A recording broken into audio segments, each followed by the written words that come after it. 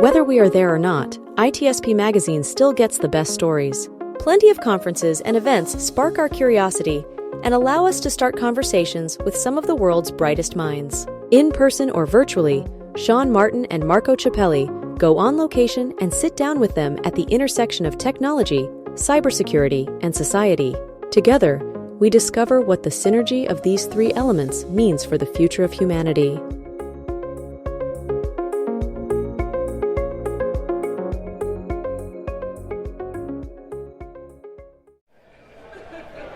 And here we are. We are on the floor of RSA Conference. Thanks everybody for joining me for this brand story with Abstract Security. I'm thrilled to have Colby DeRodeff with me. How are you, man? Hey, I'm doing great. Good to see you, Sean. It's always good to see you, Colby. Absolutely. I mean, I don't know how many years we've known each other. Couple decades. Couple decades. Yeah. I didn't want to date myself, but there we are. It's easier to say 2 decades than like count the number of years. I know. Let's just say we're both sitting in Loyalty Plus. Yes. A few days of RSA Conference. We've seen some things as well. This isn't about me. It's about you and the cool things you've been up to with Abstract Security, and it's a space that I love. So I'm thrilled to have this chat with you. And before we dig into the company and all the cool things you're doing there, give folks a sense of who Colby is, what you've been up to. Excellent. Sure.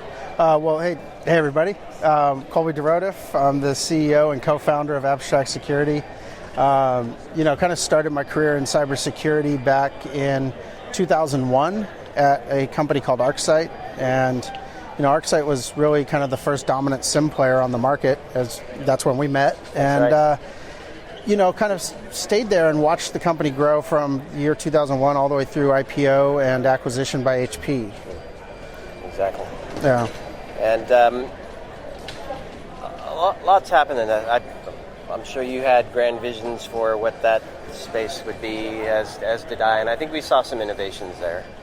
But what have you seen in the last few years where you think that's not going to really either meet the mark now or necessarily hold up as things move forward? Well, some things changed, right? So when we started building ArcSight, it was all about perimeter security, detection at the edge, insider threat, and then along came compliance.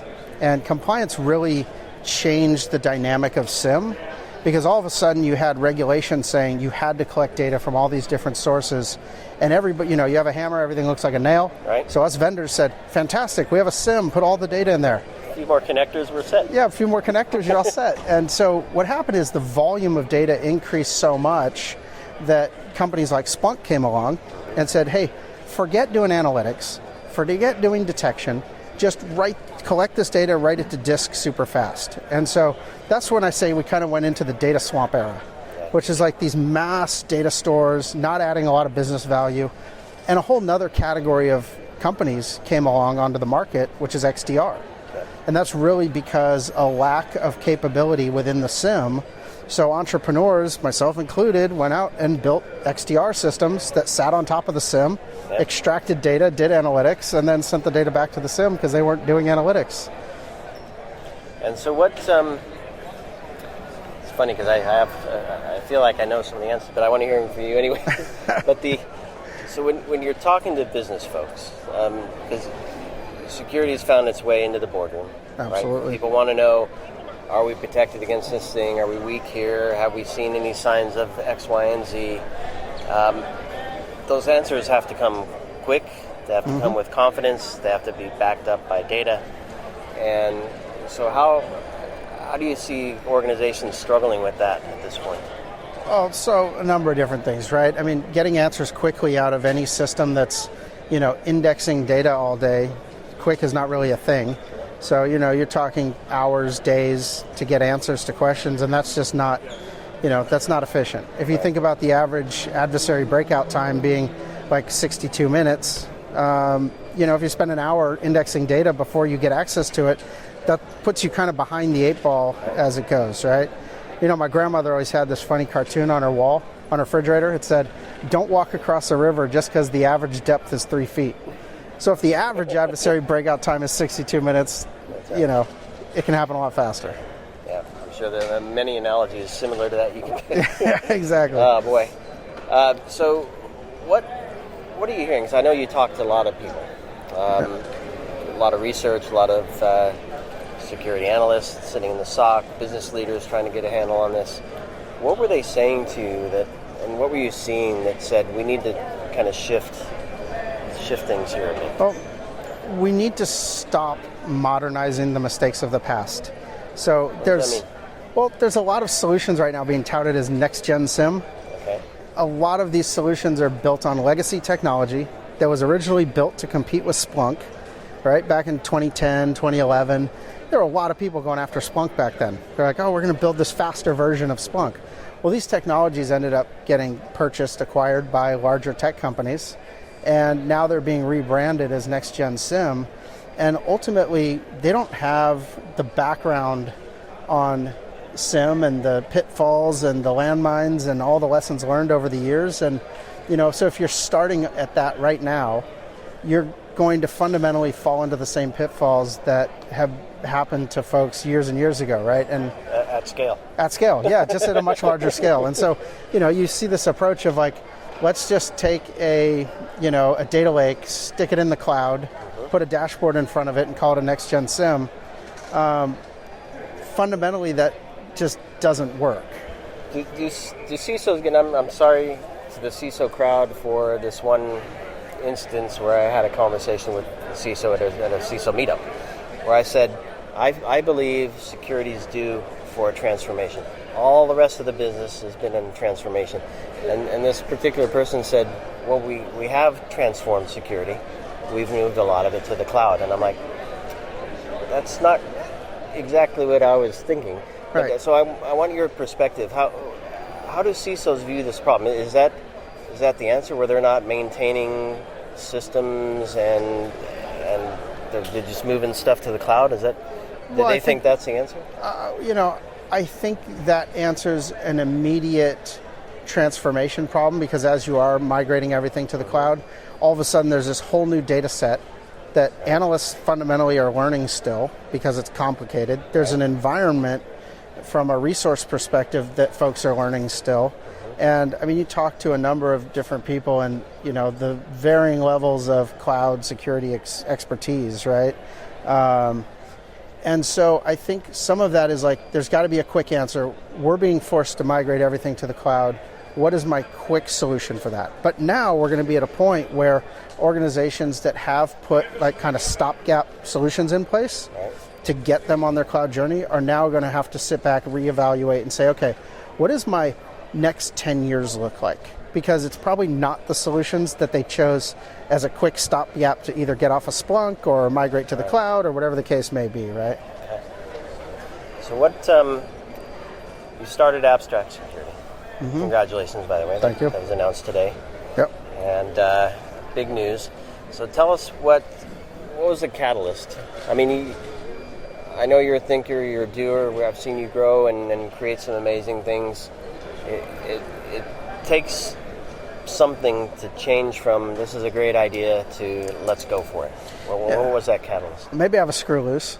Could be. I don't know. But I think we all do. We all must. If we're in cybersecurity, we probably have a screw loose. But, I think actually it was kind of a culmination of the last couple companies that I've been involved with.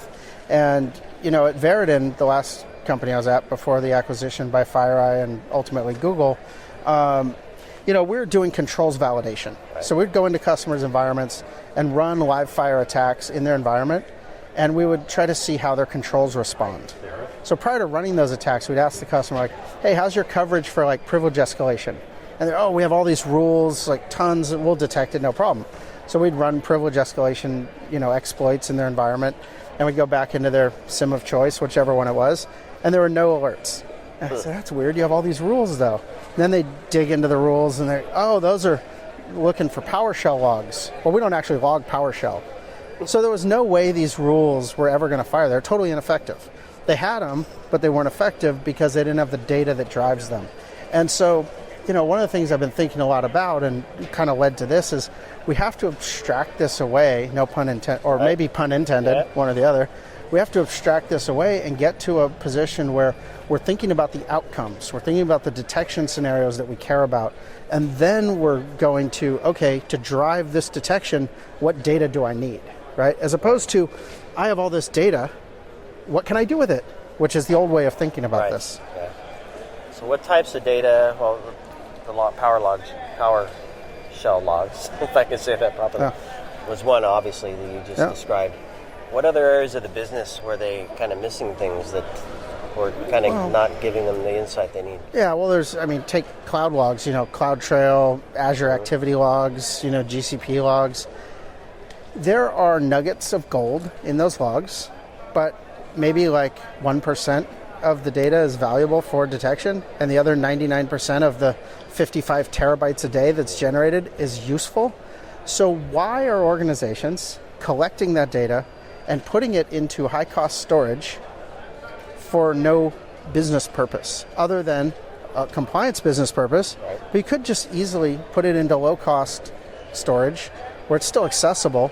You don't need it to drive your detection scenario. So that's one of the things we're doing at Abstract, is actually bifurcating the data stream and splitting out security and compliance. Put the compliance data into low-cost, long-term storage. Put the threat data that you actually care about, the things that are driving your detections, put that into your hot storage. Put that into your high-fidelity, real-time analytics streams. Okay. And so does this then change the way that they interact with the rest of the organization in terms of getting access to data and It does, because I think it drives better behavior in the data collection.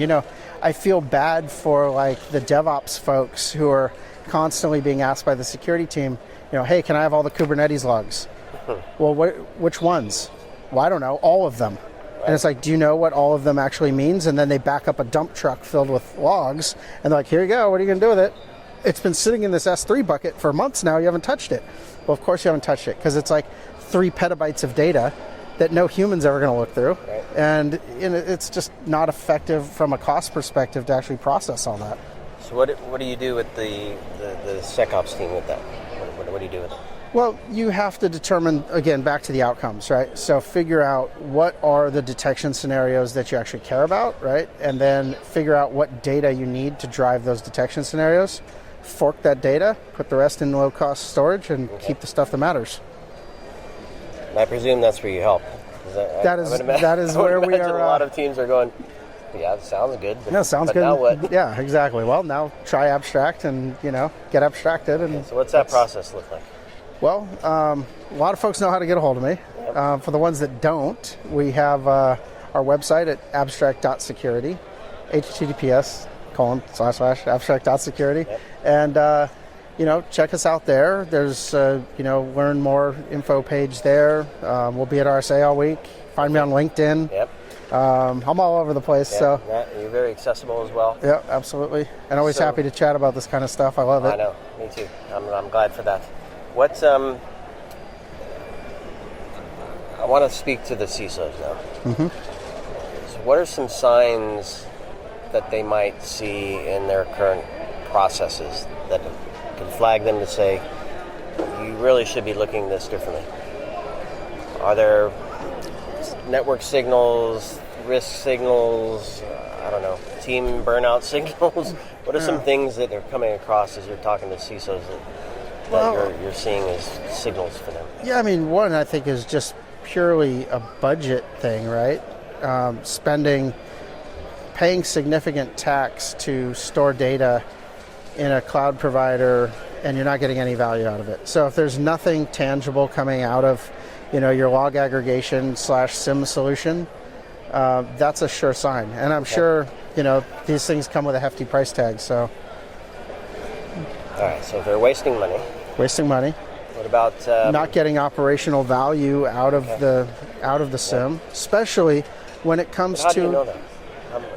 I'm putting you on the spot because I think this is important because it might seem fine, right? They're detecting, they're responding, they're focused on bringing the XTT Ds and Rs down, right? That's how they're measured. Yeah. So it seems like we're doing okay. We're getting better each quarter. Yeah. But what's the big sign here? I think it's the kind of one big sign would be cloud visibility gaps. So cloud is a complex beast, right? There's lots of applications, lots of accounts. Getting good visibility across that is tough. And so I think from a CISO's perspective, they definitely know whether they have a level of comfort with what's going on in the cloud or not, as they've been on this transformation journey. So I think that would be a sure sign that if I couldn't sleep at night because I'm worried about what's going on in my cloud environments, definitely a sign. So an honest question to themselves, their confidence level and comfort of absolutely. level of visibility. Okay. Absolutely. Perfect. What's I know you've been talking to some customers here. What's some of the feedback you've received thus far? UI looks fantastic. Yeah? Ready to rock and roll. I think we were just demoing to a customer earlier today, and we're showing them kind of our detection effectiveness process, which is basically like a workflow within our platform that allows the user to kind of scope out what are their detection outcomes and then what data sources they need to drive those. Okay. Because the conversation, like I said earlier, has always been, what are all the data sources you have? Great, let's spend the next 3 years going around your enterprise collecting all those logs. Because all of them are hard to do because it's all change control and everything else, the process.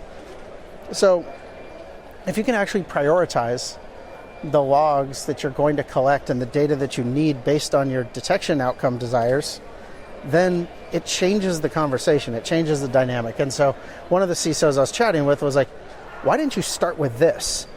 I was going through a bunch of other features in the product and stuff, and he goes, no, this is the part that matters. Okay. And so, we definitely, on the next meeting, honed in on that a little quicker. And, so it's been good. Getting a lot of good feedback. I think, it's a novel approach based on kind of old school thinking, I guess. Right. So it's pretty fun. Yeah. Change the mindset a bit. Yeah. Last question before we wrap. How do you fit into the existing tech stack? Do you sit alongside, sit on top, trying to figure out how existing teams kind of embrace you and make the most of what you offer? So it's, we have a pretty easy adoption path, right? So our platform's modular. We have 3 modules. One is pipelines. That's usually where customers will start. Okay. And pipelines means we're collecting data from the sources. We're doing ETL type work on the data, aggregation, filtering, enrichment, and then we're forwarding the data off to their data lake of choice or their SIM of choice. Okay. The next thing they can do is easily add our analytics. No rip and replace of that. No rip and replace. We're just kind of sitting in front of existing solutions side by side. Then they could add our analytics module, which basically allows them to start doing detection scenarios in our product. But then we're forwarding the data and the alerts from our detection output to their SIM of choice again. And then the third module is like, okay, I'm done with all this other stuff. I'm going to turn on the data lake component. And basically now we are the long-term and short-term data storage solution as well. Got it. Okay. I love that path. It's an easy path. Very, very straightforward. Yep. And we don't charge by the gigabyte. We're not doing that. So it's a different model, different times. I know all the customers I've talked to hate the gigabyte per day pricing. So we're just doing things different. Wasting money there. They're already wasting money there. We're doing things different. So I love it. Yep. Well, Colby, I'm excited for you, and sounds like a great solution to the problem that many probably know they have and haven't figured out how to get ahead of it. Right. Exactly. Exactly. All right. Well, thanks for joining me here. Yeah. And have a fantastic week at the conference. Absolutely. And, you as well. Tremendous luck with the launch. Absolutely. And, this is just day 0, right? Day 0. You're on to a good start here. Thank you, everybody, for joining us for this chat. Please do connect with Colby and the Abstract Security team. And, of course, stay tuned. Lots more coming to you here from RSA Conference. Thank you. Cheers.